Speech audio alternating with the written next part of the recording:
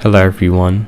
I've just started to feel better from my illness, and it was from when my antibiotics were literally quadrupled that I started to feel good again.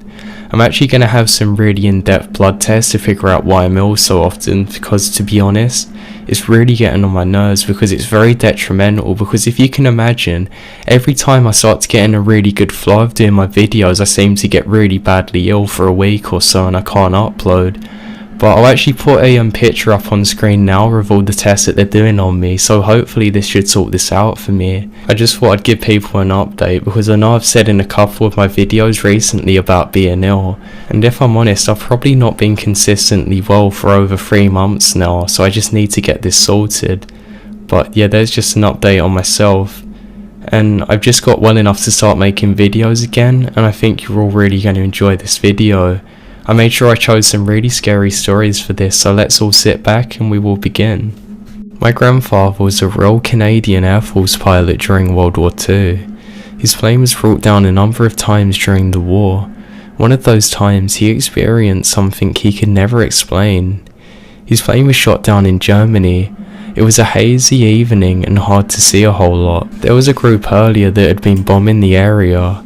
He and another plane went down in the forest. The other pilot did not survive.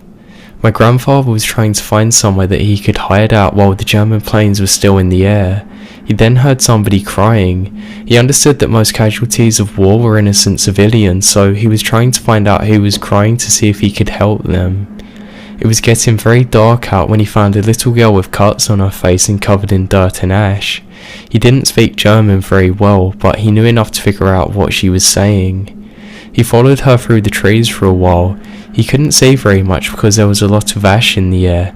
Everything smelt burnt and dead. He always said that's what everything smelt like during the war. Burnt, dead, sometimes mouldy. They then came out to what was left of a small farm in a forest.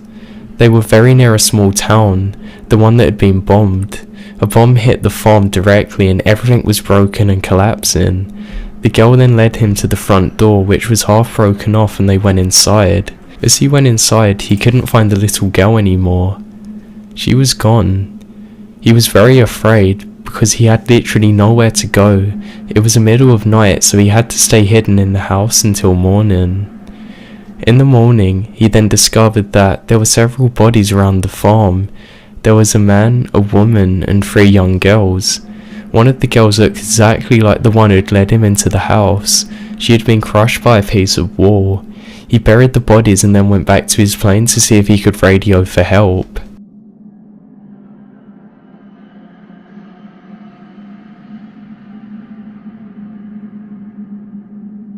I was only around 12 years old when this happened. Me, my mum, along with my brother went to our local cemetery to say some prayers for the dead. We're Catholic. Now, I'm not sure why we did this, but I think it was because our family friend had just died and got buried there. We prayed here for about 30 minutes and then decided to leave. My mum got in the truck with me and my brother was about to get in the passenger side, which is also at the side facing the graveyards.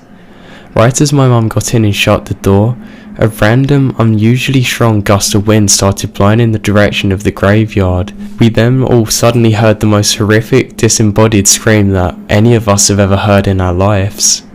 I vividly remember it sounded like it was an older woman who was maybe in her 40s or 50s, I guess. After I looked over at my brother, he looked straight back at me with the same pale expression on my face. After that, we all jumped into the truck and frantically told our mum what had just happened, and she just responded saying, yeah, okay. I know without doubt it was a paranormal experience that happened to me because there were no houses around the cemetery and there was no way that anybody's voice could have been carried that far. I mean, literally, nobody was there. It wasn't just the fact that nobody was around though, it's the fact that you could hear it projected at us and it was so close to us, yet nobody was there. My brother and I still talk about it to this day 10 years later, and this was literally the most screwed up scream that I've ever heard in my life.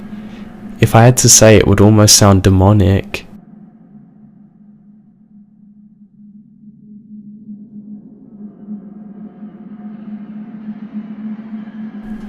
This is a true story that happened to my father about 13 years ago. That day, my dad was so excited to be taking a shop class at a community college. The catch was that he had to travel over a mountain to attend it. He asked to borrow my sister's car so that way he could attend the seminar for the weekend. He headed off early that winter morning, full of joy, excited for what was ahead. Unfortunately, at 10 AM, I got a call saying that my father was being rushed to hospital. He was in critical condition and was rushed into emergency surgery. A part of his bone was coming out of his leg. He had collapsed lungs and other major injuries. It was touch and go for 4 weeks while he was trying to heal. During this time, we had the car towed to the local car impound yard. I went with my mother to clear out the car and met the insurance adjuster. As we began clearing out the car, I realised that the back window was completely shattered and the front driver's seatbelt appeared to be cut. It was almost as if somebody had come along and cut the seatbelt and whatnot where the driver sat. I made sure that I double checked to see if there was any fraud edges, but there were none. I knew my sister at that time never kept a seatbelt cutter, and I couldn't find any scissors in the car. Now the hospital told us that the emergency crew had found my father laying in the snow, which had sent him into hypothermia, and this had probably saved his life from internal bleeding. It appeared that my father had a stroke. He either had the stroke which caused him to go off the cliff, or he'd fallen asleep at the wheel because of it. They say if he had not flown out of the back window, his injuries could have been twice as bad and he would probably be dead on impact. We got a copy of the police report of the incident. The report states that a man had flagged down a passing car for help. The driver in the vehicle saw the man and saw the tyres tracks going over the edge of the cliff. He decided to stop and see what was wrong and see if he could assist the man with anything. He followed this man and looked down the cliff and found my father laying in a pool of blood. The car had been rolled and stopped by a boulder 250 feet down. If it hadn't stopped him, he would have went another 250 feet down into the river. Now my father had flown out of the back window during the accident and landed in the snow. The man who had been flagged down offered to stay to help my dad, while the other guy ran down to get the mountain rescue team for help. When the emergency crew got there, he was still staying with my father and showed them where my father was. They immediately attended my father. Then, thinking the man was a part of the accident, they went to find him to treat him as well, but he was nowhere to be found. They looked all around and said the only footprints they could see were the ones of the emergency personnel that they made down the cliffside. They all gave a description of the man that was staying with my father in the report. The description was very odd to me. Months later, my father was finally able to come home into home care. I decided to ask my father if he remembered the accident. He said that he remembers most of it, but not the hospital. I asked him if he had cut the seatbelt with whatever he had around him. He said that he never cut the seatbelt but had flown out of the window during the accident. He said he tried to call for help but had no service. My father then told me that he also said his best friend, and who was also his uncle, was with him through the entire accident, from just before he went off the cliff until he saw emergency personnel. He sat with him, comforting him as he went in and out of consciousness. The description on the police report also matches my great uncle's description. I remember growing up spending many days at his family house during the summers. My father and uncle were very close. Farrell unfortunately passed away a year earlier from the time of my father's accident of brain cancer. My father was devastated when it happened. Now, not only did seeing his old friend at the accident help him survive, but it also helped my father get over the loss of his best friend.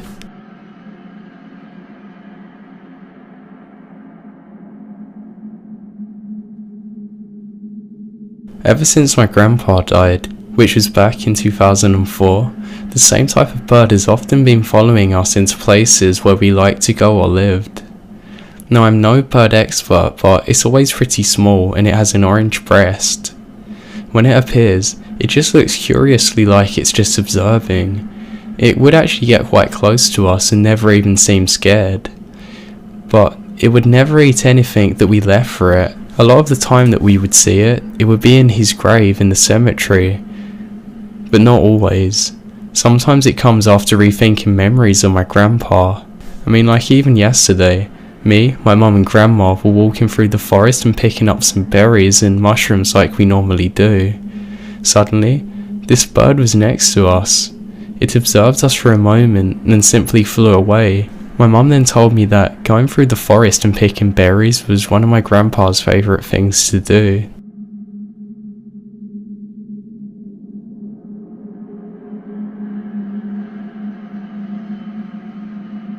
I used to live in a house that backs up to a big open space where there are lots of hiking trails.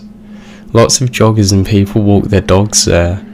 Anyway, one night I had a kind of creepy dream that there was an old lady that come into my room and she kept on trying to get me to go outside with her.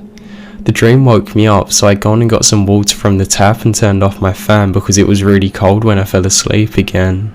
I then went right back into the same dream with the same old lady trying to come into my room and saying, "You have to go outside now." I kept telling her that it was too cold. I woke up again. This time, my fan was on. I figured I must have just turned it on or accidentally flipped the switch as I got up, so I turned the fan off and went back to sleep. This time, I had the exact same dream again, except she was much older looking in this one and really agitated. She was yelling at me, "Go outside, you must go outside." I got up in the dream and followed her to the hallway. When I got to the hallway, she wasn't there and I woke up and I was actually standing in the middle of the hallway. I have never walked around in my sleep before or after this. Also, my fan was on again when I come back to my room.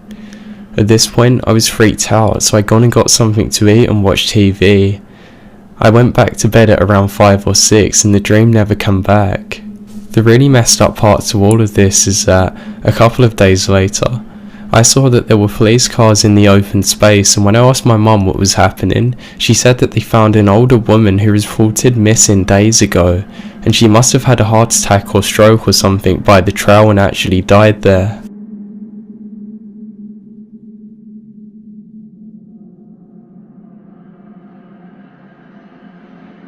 This took place in 2008 in northern Ohio. My cousins invite me out to go on a camping trip to some hidden state park or whatever. I just happily agreed because hey, Ohio has to be the best part of Indiana, right? I then drive over to the houses and we pack our tent and get some food and headed out in his truck for a few hours. After miles of twists and turns in the road, it finally gets really bumpy enough to wake me up, and we're suddenly off the grid like a dirt road track, if that makes sense. We then park off our truck and head into the hills for a couple of miles. We make our base camp at the top of a hill overlooking a valley with thick trees and whatnot on either side of us. Eventually at nightfall at around 1 AM, we head towards a fire. As we're sat there, I ask what the park's called, and they all just laugh at me. No, this isn't a park, it's native land that we're camping upon, and this is a sacred hill. I thought they were lying, but they name a tribe which sounded like it was pretty legit, and I couldn't really argue against them. A few minutes later, we hear this screamy howl that just kind of drifts across the hills and right towards where we are. We all grew up hunting and we've been around the country and have had a fair share of animal encounters and howls, and none of us knew what this was. If anything, I would say a screaming fox, but it was too deep for that. Maybe like a wolf would carry, I don't know. We were still laughing at it and to be honest found it really funny. But eventually when it continued and it was obviously getting closer to us, we started to get very uneasy. The fifth scream sounded like it was coming from down the valley, so we all looked over into the direction, and I don't care if you believe this or not, but I say this is true to my death. Out of the tree line, I saw what looked like a gnarly thin naked man who was far away, and he seemed way too tall to be normal. He was somewhat transparent. This thing takes off in a sprint with both its legs coming directly towards us with no hesitation. All three of us ran out of the hill and into the woods towards a car. Being nigh at it only made it more terrifying. As we reach the bottom of the hill, we hear the screaming again. This time it is where our camp is. None of us turn back to even check if the thing's near us. After the fastest 2-mile hike in my life, we finally get to the truck and floor it off the land to the nearest McDonald's, where we all sat down with no words together. We agreed to go back in the morning to grab our things. We do, and to our surprise, nothing has been moved and nothing seems out of the ordinary.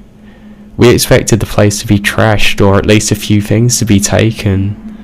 We then drove to my uncle's and we tried to joke about it and move on, but this has bothered me till this very day. I don't think it's something that I'm ever going to forget.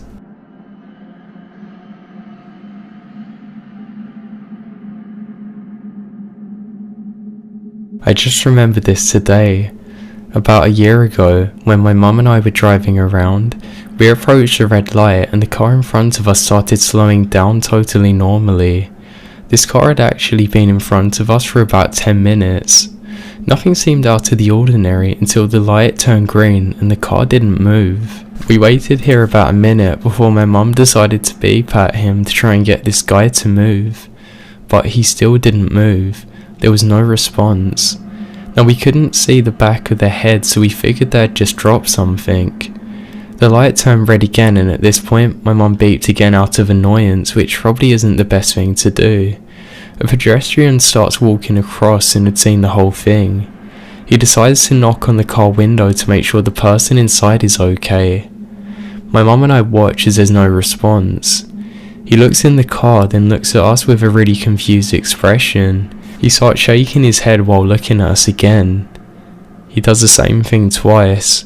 I lower my window and ask if the person is okay. He then replies with, "There's nobody inside."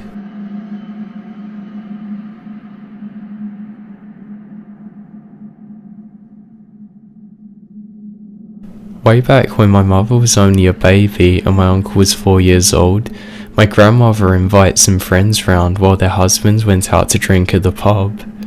They had a nice house in the mountains, so it wasn't often that people ventured up there unless it was their intention to visit.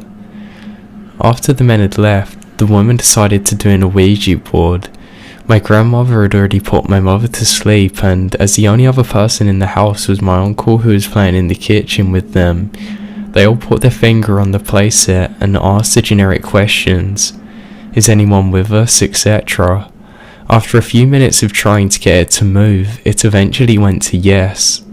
My grandmother was a little uncomfortable with this, but they carried on anyway. They decided to ask how the person had died. The Ouija board spelled out "cannot tell you."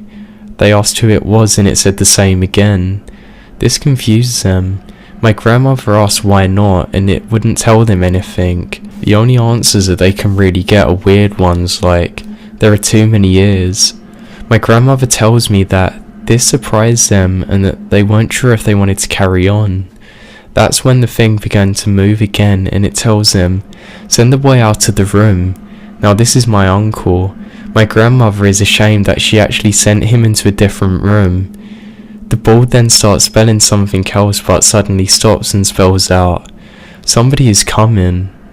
And they hurriedly said goodbye. It turns out that my grandfather had forgotten his wallet and driven back to the house. My grandmother looks back on this and tells me how that she's glad they're interrupted. She tells me she hates to think what could have possibly happened to my uncle had he have actually been left there alone and the session hadn't stopped.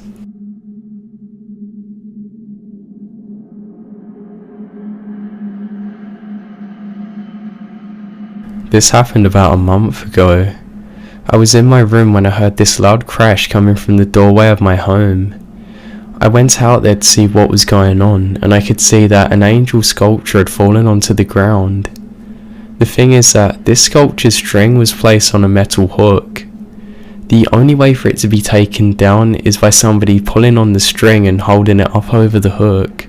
There's no way that it would just fall down. The string hadn't broken either. I decided that I was going to take some pictures of this, and as I opened up my iPhone, I saw that my storage space was 6.66. Now, I know this could all have been some weird coincidence, but it still doesn't explain how the angel fell, and why was it the angel of all the sculptures that had fallen?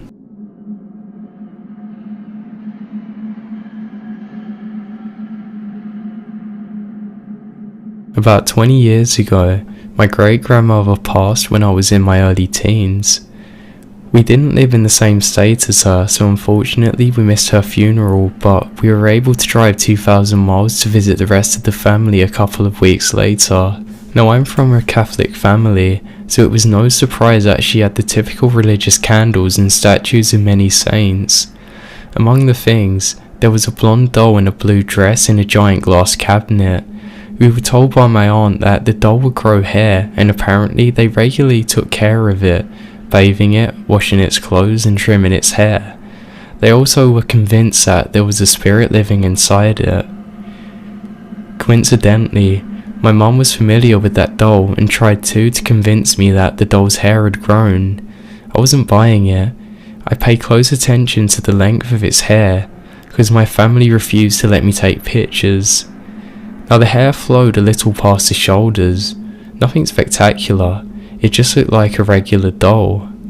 A couple of years later, my grandmother wanted to revisit our out-of-state family members, so what was the first thing I wanted to do? Yeah, go and check on the doll. Now, its hair had grown outwards towards the entire length of the doll. I talked with my family and they said the doll was grey-stricken due to the passing of my great-grandmother, and that they actually saw some tears down her face the next couple of days.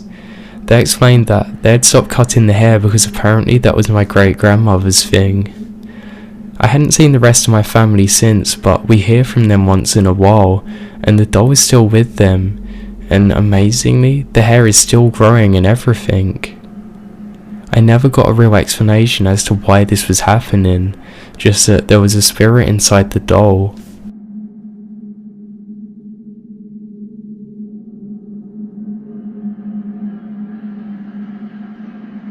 I was staying with a friend in a remote house in Scotland.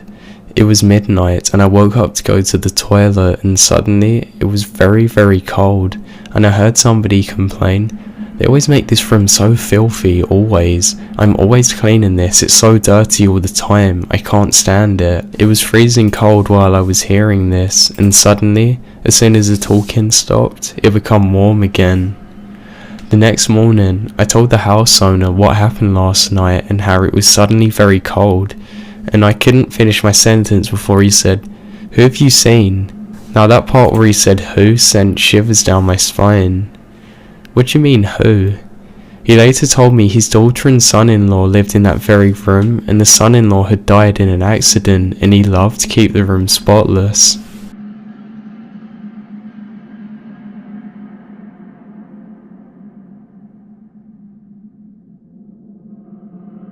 I was a complete skeptic before this incident.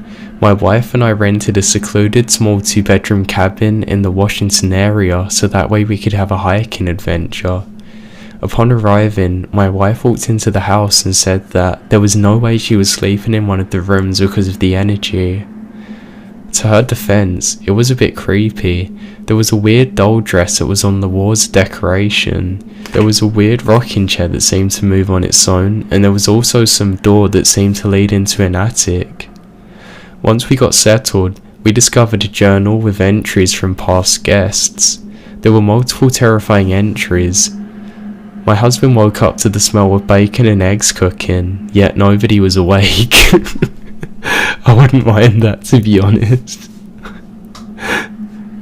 The doll dress in the bedroom is the gateway to hell. We woke up last night to the sound of something walking in the attic, yet the door was locked, and when we come to find it the following morning, it was open. I didn't think any of this was real, but we decided to sleep in the living room now. So the next night, after hiking all day, we were eating and drinking outside at night by the fire. We were drinking some alcohol, and I started to dare my wife to go into the bedroom that she was scared about. She was freaked out, but I insisted there was nothing wrong with the house, and I proceeded to go inside and take the challenge myself by exploring the room at night. As I entered the hallway, I reached the door and turned the doorknob and pushed the handle inwards to enter the room. Now, the door opened about 10 inches and stopped as it hit a chair that was propped up against the door. My mind quickly calculated the logics of why this had happened. Door opens inward, room with only one entrance, chairs at the side of the door keeping me from going in. I then let out my scream and slammed the door shut after I realised what was happening and played it off to my wife that I was trying to scare her.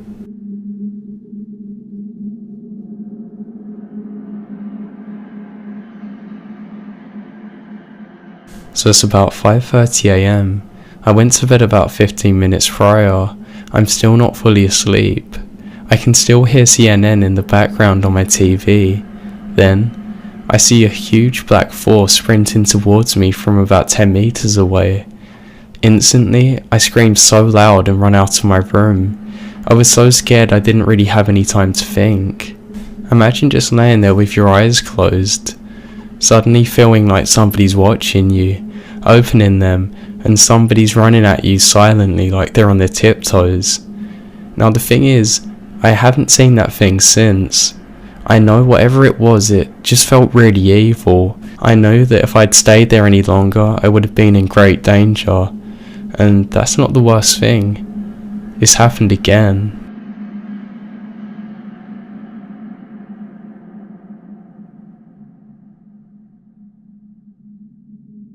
A friend of mine, Jen, is a semi-retired geriatrics nurse with a Masters of Science in Nursing.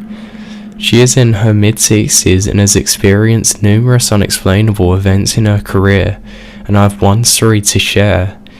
Jan was a head nurse during one stage of her life at a nursing home where one of her male patients was in the process of dying. He had an abundance of family members visiting him near the end, and Jan would occasionally drop in to speak with the family and try and assure them on his condition. During one visit to his room, Jan was standing around talking with his relatives when the patient sat up in the bed and exclaimed, "Dorothy, what are you doing here?" while staring directly at an empty corner of the room. Lots of the family members there were very emotional by this, and they started crying. Some of them were just dumbfounded though. Jan asked why the reactions.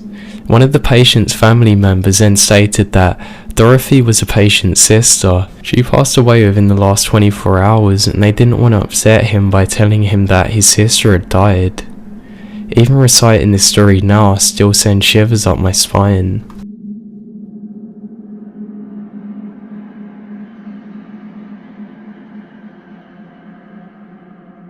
The following took place 5 years ago, when me and some friends got bored one night and decided to go and explore a church. Now this church was supposedly haunted, but that was nothing compared to what was meant to happen in the graveyard. Apparently if you stood there at certain nights, you would hear voices that seemed to swirl around you, and you would have the immediate urge to leave. Me and my friends couldn't pass up on how interesting this could be for us, so we all decided to go there one wintry night. If I'm completely honest, I was really skeptical going there. I knew this place would be creepy and your mind would play tricks on you, but nothing was actually going to happen. Definitely not the swirling sounds.